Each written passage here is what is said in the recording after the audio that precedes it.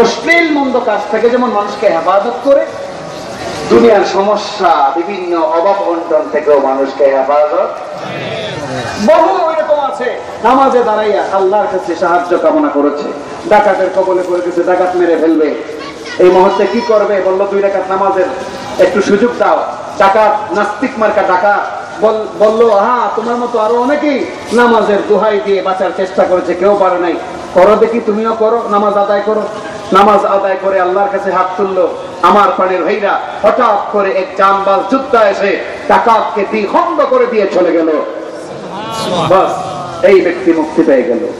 এমন একটা বাস্তব একটা উদাহরণ দিয়েই আজকের বয়ান শেষ করে দিব ইনশাআল্লাহ। আমার প্রাণের ভাইরা, এই বাংলাদেশেরই কোন এক পাহাড়ি অঞ্চলের ঘটনা, বাস্তব ঘটনা, কোনো কিতাবের কথা নয় এবং কোনো হাদিসেরও ভাষ্য নয়। এটা বাস্তব একটা ঘটনা, এক যুবকের জীবনে ঘটে যাওয়া, নামাজকে কেন্দ্র করে, নামাজের মাধ্যমে। এটা আমি কালীগঞ্জ বড় মসজিদও একবার বলেছিলাম, হয়তো অনেকেরই মনে থাকতে পারে। পাহাড়ি অঞ্চল, এক যুবক বসবাস করে, 3টা কন্যা সন্তানের বাবা। তার বাসা হলো, তার বাড়ি হলো পাহাড়ের উপরে। এই যুবকটা আলেম নয়, কোরআনের হাফেজ নয়, কিন্তু আলহামদুলিল্লাহ হক্কানি পীর বুজুর্গের তরিকা গ্রহণ করে এই যৌবনকালে পাগড়ি মাথায় পেঁচাইয়া 5 ওয়াক্ত নামাজ তাকবীরে উলার সাথে আদায় করে। এবং জুমার দিন আযান হলেই তাকে কেউ বেঁধে রাখতে পারে না, চলে যায় মসজিদে। যেমন আপনারা কালীগঞ্জ বড় মসজিদে 11:30টার সময় গিয়ে মসজিদ ফিল আপ করে বসে থাকেন, এইরকম যুবকটাও আযান শোনার সাথে সাথে চলে যেত মসজিদে। একবার জুমার আযান হলো এক সপ্তাহে, এক শুক্রবারে, স্ত্রীকে এসে এটাকে বললো, প্রাণের স্ত্রী, আযান পড়ে গেছে, মুয়াজ্জিন বলছে আল্লাহু আকবার, আল্লাহ বড়, মুয়াজ্জিন বলছে সবচাইতে আল্লাহ বড়, সুতরাং দুনিয়ার আর কোনো কাজ আমার কাছে এখন আর গুরুত্বপূর্ণ থাকতে পারে না, এখন আমার কাছেও আল্লাহ বড়। চলে যাই মসজিদে, বাকি তুমি ছেলে সন্তান নিয়ে যা যা করা লাগে করবা, কোনো সমস্যা নাই। স্ত্রী তখন বললো, প্রাণের স্বামী, আপনি মসজিদে চলে যাচ্ছেন, ভালো কথা, আমি কখনো বাধা দিব না, কিন্তু শোনেন, আপনি যে মসজিদে চলে যাচ্ছেন, ঘরে যে এক মুষ্টি খাবারও নাই, চাল তো অনেক আগেই শেষ, এক মুষ্টি আটাও নাই, এটা কি আপনার খবর আছে? আর আপনি গমের বস্তা দিয়ে আসছেন মেশিনে আটা করার জন্য, যে মেশিনে দিয়ে আসছেন, এই মেশিনের আইন কানুনও আপনার জানা আছে। এই মেশিনের আইন কানুন হইল শুক্রবারে জুমার নামাজের সাথে সাথে বন্ধ করে আর রবিবারে জোহরের সময় খুলে 2 দিন বেচারা ছুটি নেয়। পাহাড়ি অঞ্চল, অহরহ মেশিন পাওয়া যায় না, একটাই মেশিন।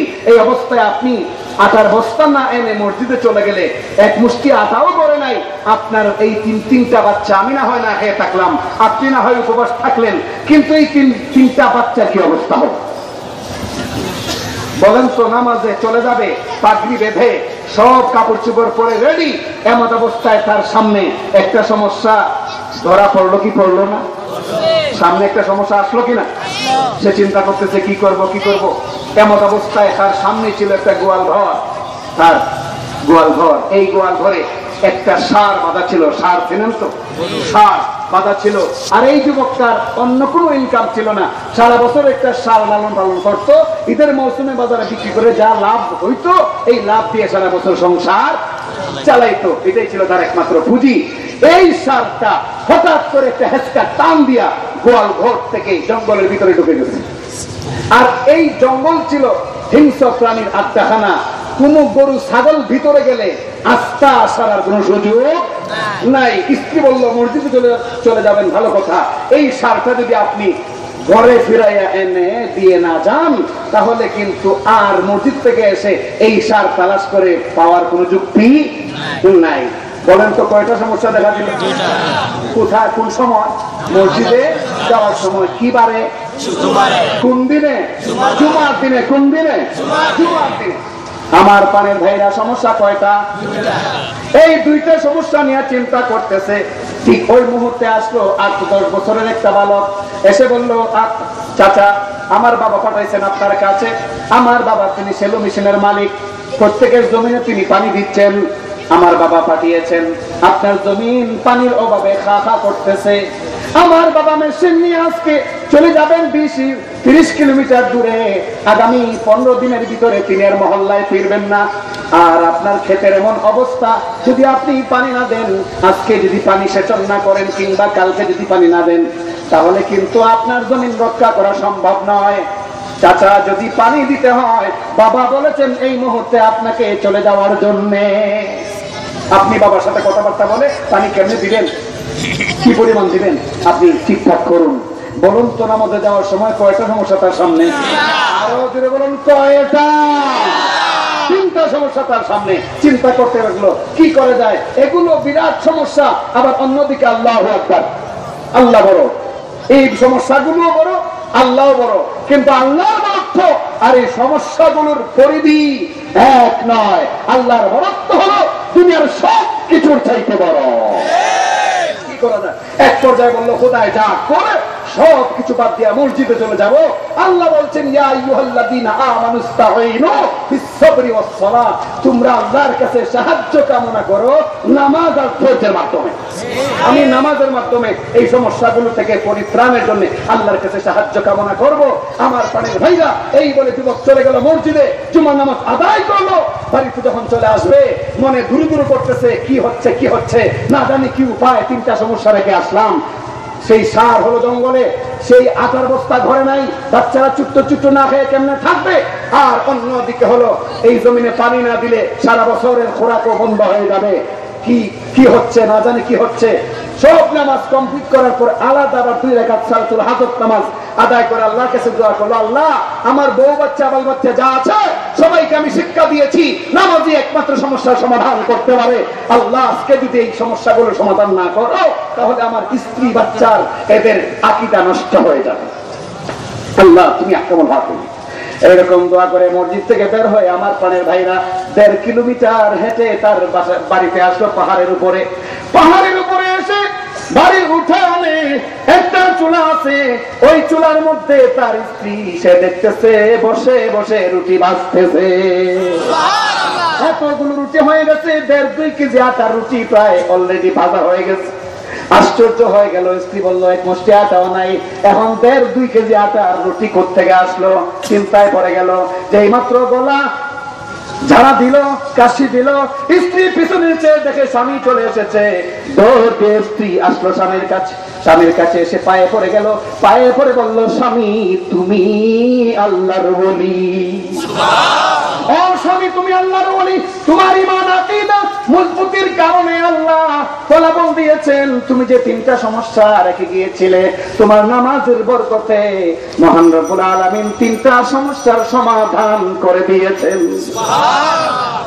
স্বামী বললো, কেমনে কেমনে কেমনে, তাড়াতাড়ি বল কেমনে কেমনে। স্ত্রী বললো, তুমি মসজিদে চলে যাবার 20 মিনিট পরেই পাশের বাড়ির চাচা, অর্থাৎ তোমার চাচা আমার চাচা শ্বশুর আসলেন আটার বস্তা নিয়ে, এনে বলতেছেন যে রহিমার মা শোনো, মেশিনে দিয়েছিলাম আমার গমের বস্তা আটা করার জন্য, গিয়া দেখি আমারটা গম আটা না ভাঙ্গাইয়া তোমাদের আটা ভাঙ্গাইয়া রেখে দিচ্ছে। চিন্তা করলাম খালি হাতে গিয়া কি লাভ, তোমাদেরটাই নিয়ে যাই, এই জন্য তোমাদেরটা নিয়ে আসছি। 2 নম্বর সমস্যার সমাধান হইল। তুমি চলে যাবার কিছুক্ষণ পরেই হঠাৎ দেখি বাঘে আমাদের এই সারটাকে দৌড়াইয়া গোয়ালের দিকে আনতেছে। ও স্বামী, চিন্তা করলাম বাঘ পোষানা জিন্দেগি ভর ছাগল খায় গরু খায়, আজকে গোয়ালের দিকে কেন এনে দেয়, দৌড়ায় দেয়। আমার আর বিশ্বাস করতে অসুবিধা হইল না। আল্লাহ উপর থেকে গ্রিন সিগন্যাল দিয়েছেন বাঘকে বলেছেন, তোর সব অভ্যাস গরু ছাগল খাওয়া, কিন্তু আমার বান্দা আমার উপর ভরসা করে মসজিদে চলে গেছে নামাজের জন্য। ওরে বাঘ, আজকে কিন্তু এই গরু খেতে পারবি না, বরং আজকে দায়িত্ব হলো গরু তার মালিকের কাছে পৌঁছাইয়া দেওয়া। আমি যখন এইটা বুঝলাম, তাড়াতাড়ি করে গোয়ালের কাছে গেলাম, একটা লাঠি হাতে নিলাম, বাঘকে দাওয়া করলাম, বাঘ যায় আর মুসকি মুসকি আমার দিকে হাসে। এরপর আমি গরুটা বেঁধে রেখে দিলাম গোয়ালে, এই তো গরু তুমি দেখছো। আর 3 নম্বর সমস্যার সমাধান এইভাবে হলো, তুমি যাওয়ার 45-50 মিনিট পরেই ওই ছেলেটা যেটা আসছিল, তার বাবা পাঠাইছিল পানি সেলু মেশিনের মালিক, সেই ছেলেটা আবার এসে বললো, আন্টি আমার বাবা অসুস্থ মানুষ, মজদুর মানুষ, কৃষক মানুষ, সারাদিন কাজ করেন, পাশের জমিনে, আপনাদের পাশের জমিনে মেশিনটা ছেড়ে দিয়ে বাবা ঘুমায়া পড়ছিলেন, যেখানে 20 মিনিট পানি দিলে চলে, এখানে 1.5 ঘন্টা। এখন পাশের জমিন তো বুড়িগঙ্গা হয়েছে, আপনাদেরটা পদ্মার চাইতে কম না। এখন দয়া করে যদি আপনি তেলের পয়সাটা দেয়া দেন, তাহলে আমরা গরিব মানুষ বাঁচতে পারি, আর না দিলে তো কিছুই করার নাই, কারণ আপনারা তো আর বলেন নাই। আমি তার টাকা পয়সা সব দিয়েছি। শুধু মুশকিলের মন্দ কাজ থেকে মানুষকে হেফাজত করে না, দুনিয়ার অভাব অনটন বিভিন্ন সমস্যার সমাধানও নামাজ করে কি করে না করে। আর 3 নাম্বার হলো জিক্রুল্লাহ আকবার, আল্লাহর জিকির সবচেয়ে বড়। আজকে আর সময় হলো না আল্লাহর জিকির সম্পর্কে বলার, ভবিষ্যতে কখনো যদি সময় সুযোগ হয় 3 নাম্বার বিষয়টা নিয়ে আপনাদের সামনে আলোচনা করার চেষ্টা করব। ওয়া আখিরু দাওয়ানা আনিল হামদুলিল্লাহি রাব্বিল আলামিন।